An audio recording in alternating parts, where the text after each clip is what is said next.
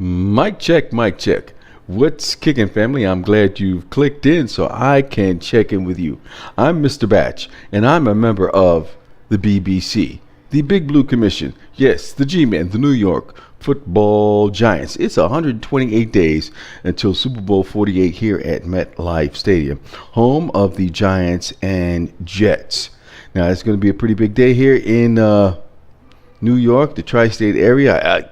Hey, is this what it feels like for other teams around the NFL to feel this kind of excitement coming up to have the biggest game of the NFL on the stage? But enough about that. I'm just excited about that because it's going to be here. Mr. Batch continues. Now, Big Blue faithful. Hey, BBCers, look, don't fret. Look, I'm been wringing my hands. You know, a whole lot of stuff's been coming down over the last few days. Ever since that debacle, you know, it was ugly. We're going against Andy Reid and his Kansas City Chiefs. For the last 14 years, he was taking us on with the Philadelphia Eagles before he went out to the Midwest. 9 of those last couple of years have been against Tom Coughlin and our New York Giants. We've been able to come out over these last 10 years with 2 trips to the bowl, getting two rings, 2 MVPs for Eli. Let me put it succinctly, as Gary Myers had put in his column in the Daily News today. He started off by saying, Eli Manning has 2 Super Bowl MVP awards and owns a $106.9 million contract. And then he goes on, and he gets to this point here where I like this line.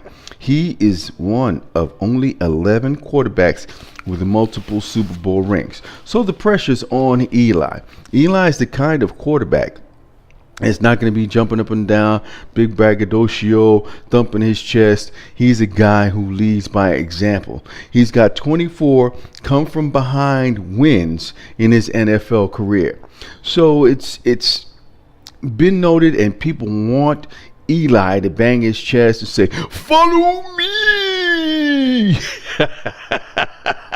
I got that from that one commercial, man. That dude had me dying. He had on the Outback Jack hat. He was like, "Follow me." And the people was in that 4x4 car. I'm sorry. I digressed for a moment. Let's get back to the task at hand. Okay. 0-3, yes. 0-4, disastrous. Hakeem Nick stated that, hey, he's seen what can happen. He's seen the light. He's seen the end of the tunnel. We were 9-7, went on to win the Super Bowl. Had the greatest upset in Super Bowl history. There's no denying that. No denying that. No denying that. Now, we can draw on strength from that.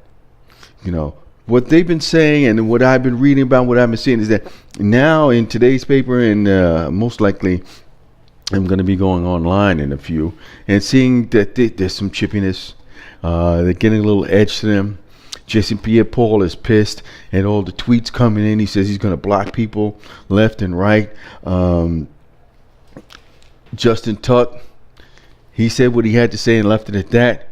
Look, now everything's got to get calmed down, because look, you've got Boomer Esiason saying a couple of topics, saying a couple of things. Then I got to see what he had to say about that. Now, everything is like, we're going under. We're going under. Why? Because the stat has it that Manning leads the NFL in interceptions. Geno Smith is 2 behind with 6.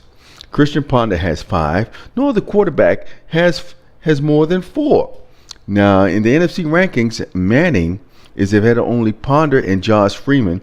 And Josh Freeman just got replaced. What is Shiano trying to pull Cleveland on him? I mean, hey, because Cleveland started the 3rd string quarterback instead of Jason Campbell, and they came out with a winner. I guess they went with the youth. We have no such way of pulling such drastic change, because we're going to go with the man that's got us 2 chips.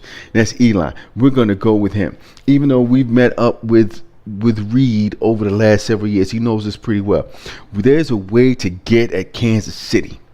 There's a way to get at him, and we're gonna make it happen. It's going to happen. I have a whole lot of faith in Coughlin and that crew. It says here in the paper that I was reading this morning, sitting up here having my coffee.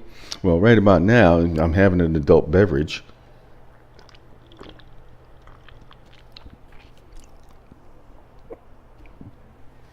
That they're chippy.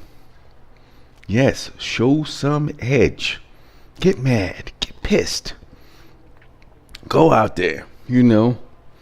Hey, look, I don't say you should do that, but Carl Bass was right. Yo, get a flag for getting chippy or something. Show that you got some fight. Hopefully, the way that they've been revved up, the way the screws have been put to the team, it's like, what else you got to lose?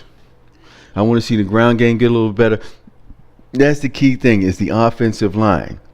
How can we get that done? Because it's listed here that we just got the ex-Jet fullback John Connor, put Hinoski on season-ending injured reserve. So we're one of the few teams in the league that employs a fullback in our offensive scheme. A lot of teams like to go with that one-back set, or two halfbacks or something like that. But it works for us. What can I say? Eli and Nix are on the same page. Cruz is Cruz. Eli is an elite quarterback, even though a lot of people won't say what they want to say. And once again, I will reiterate what it says in the paper. He is one of only 11 quarterbacks with multiple rings. So he has pedigree. He has the intestinal fortitude to get it done. So we're going to have to lean on Eli's arms a little bit more. Oh, I'm out of here like I stole something. Peace.